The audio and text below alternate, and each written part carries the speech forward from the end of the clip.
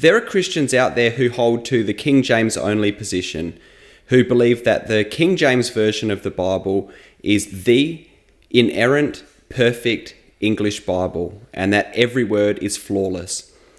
I'm going to show you a clear and irrefutable error in the KJV that proves that it is not perfect. Now, first of all, I just want to affirm that the King James Version of the Bible is a good version. It's beautifully written. It's been used powerfully over the years. It stood the test of time, albeit the language is a bit antiquated today. My problem isn't with the King James Version of the Bible itself, but rather it's with the claim that it is the perfect English Bible, as if God can only speak to us through 17th century English. There are many good translations today which are faithful, accurate, and which are written in a language that we actually speak and understand. Now, there are many bad translations, but there are also many good translations today. And the only perfect inerrant version of the Bible is the original Hebrew and Greek manuscripts. And with the translations that we have today, the theology of those texts has been preserved, albeit no translation is without human limitations. So let's have a look at the error that proves 100% that the King James Version of the Bible is not perfect. We're going to have a look at the verse shortly, but to give you the background, it's in Psalm 145. So Psalm 145 is an acrostic poem in the Hebrew, where each verse starts with a successive letter of the Hebrew alphabet. There are 22 letters in the Hebrew alphabet. Now, in the Masoretic text, from which the King James Version is translated, the letter Nun, which is the 14th letter of the Hebrew alphabet, and the corresponding verse to that is missing. Now, it does appear in the Septuagint, which the translators of the King James Version had access to, but overlooked that particular omission in the Masoretic text. It also appears in manuscripts in the Dead Sea Scrolls.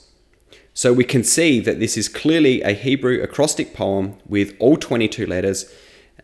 In some manuscripts we see that, and in the King James Version it doesn't appear. It's clearly an omission. The translators of that didn't realize the break in the Hebrew acrostic poem in the Masoretic text. So let's have a look at the verses. We're going to compare the King James Version with the RSV. So the King James Version, "Thy kingdom is an everlasting kingdom, and thy dominion endureth throughout all generations." In the RSV, "Thy kingdom is an everlasting kingdom, and thy dominion endures throughout all generations. The Lord is faithful in all his words, and gracious in all his deeds." So you can see the part that is missing from the King James Version of the Bible. Now, this doesn't change any point of theology. This doesn't undermine the credibility or the trustworthiness of the King James Version of the Bible. It's a very good translation. But this clearly demonstrates that the King James Version of the Bible is not perfect. The translators of it weren't supernaturally guided to catch every single detail. This is a clear error.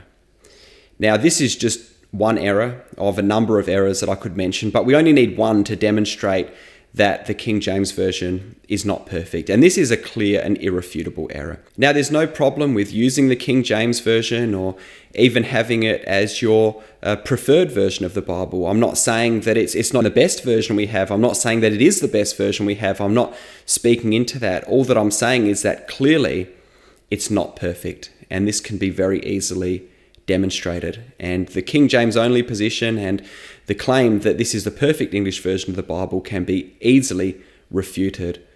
No doubt there's going to be comments from people that are emotional but unable to actually refute this. What we should recognize is that the King James Version is good. There are also many other good translations, and reading any of those, we can understand the truth of the Word of God, which has been faithfully preserved. Would love to get your thoughts. Leave your comments below and I'll talk to you soon. God bless you, friends.